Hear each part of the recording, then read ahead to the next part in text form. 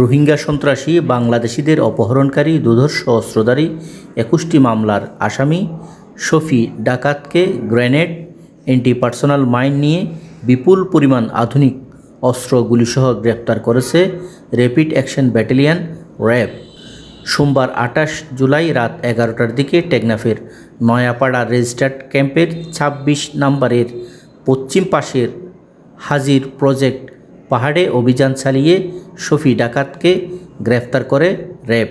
এ নিয়ে ২৯ জুলাই দুপুরে র্যাব ১৫-এর কার্যালয়ে এক সংবাদ সম্মেলনের আয়োজন করা হয়।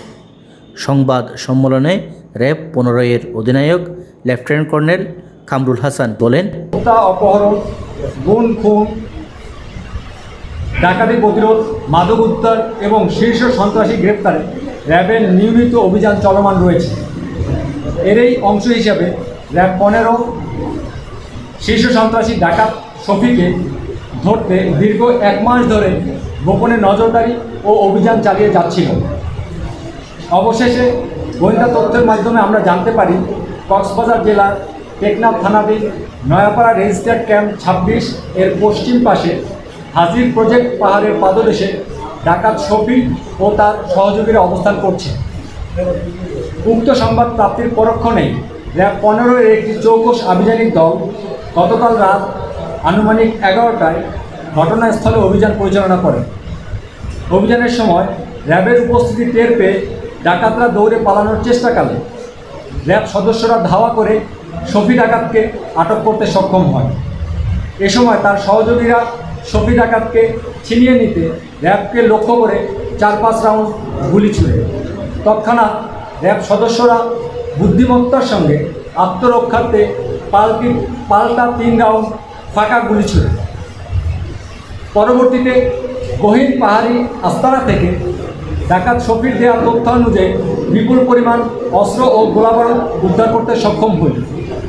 উদ্ধারকৃত আইটেমগুলোর মধ্যে একটি 1 শুটার গান, একটি এলজি, 2টি ১ নলা বন্দুক, 10টি অ্যান্টি পার্সোনাল মাইন, 10টি ডেটোনেটর, 50টি তাজা রাইফেলের গুলি, 53টি রাইফেলের খালি কার্তুজ, 6টি শটগানের খালি কার্তুজ, 3টি গ্রেনেড এবং প্রায় 800 গ্রাম ক্রিস্টাল মেথ আইস উদ্ধার করতে আমরা সক্ষম হই। গ্রেপ্তারকৃত আসামির বিস্তারিত পরিচয়: মোহাম্মদ শফি, প্রকাশ ডাকাত শফি, পিতা দিল মোহাম্মদ, মাতা আয়েশা বেগম, মুসনি রেজিস্টার্ড ক্যাম্প ২৬, নীলা ইউনিয়ন, টেকনাফ, কক্সবাজার।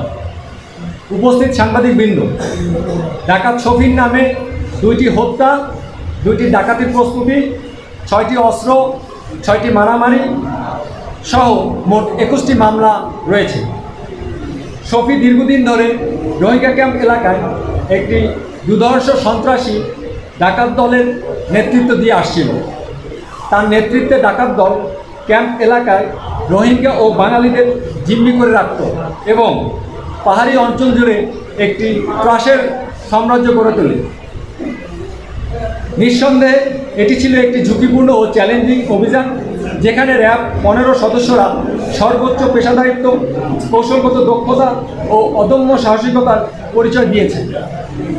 দেশের শান্তি শৃঙ্খলা রক্ষা এবং সাধারণ মানুষের নিরাপত্তা নিশ্চিত করতে র্যাব ১৫ সর্বদা প্রস্তুত রয়েছে।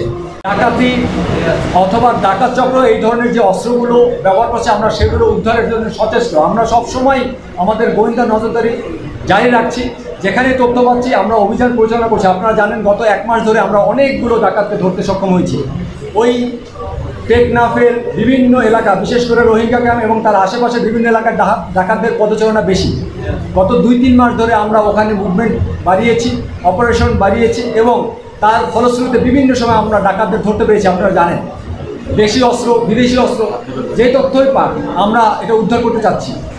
শফি ডাকাতের কাছেও বিদেশি অস্ত্র আছে, আমাদের তথ্য ছিল, বাট এটা হাত বদল হয়েছে। তো সেটা নিয়েও আমরা কাজ করছি, এনে উদ্ধার করতে সক্ষম হয়েছি। তো এইগুলো কোনো নাশকতার কাজে ব্যবহার হচ্ছে কি বা হবে কি না, সেটা নিয়ে আমরা আরও অধিকতর তদন্ত করলে হয়তো জানতে পারবো। তবে আমাদের সন্দেহ আছে যে এরকম কার্যক্রম হতে পারে। সবাই যে 1 কেজি ক্রিস্টাল মেথ 3 কোটি টাকা, কখনো কখনো 5 কোটি টাকা, তো এখানে 800 গ্রাম ক্রিস্টাল মেথ হিসাবে হয়তো 2.5 কোটি টাকার মতো হবে মূল্য। গ্রেফতারকৃত শফি ডাকাতকে পরবর্তী আইনগত ব্যবস্থা গ্রহণের জন্য টেকনাফ থানায় হস্তান্তর করা হয়েছে। অপরাধীদের গ্রেফতারে র্যাবের এই অভিযান অব্যাহত থাকবে বলে জানিয়েছে RAB. BD world news desk.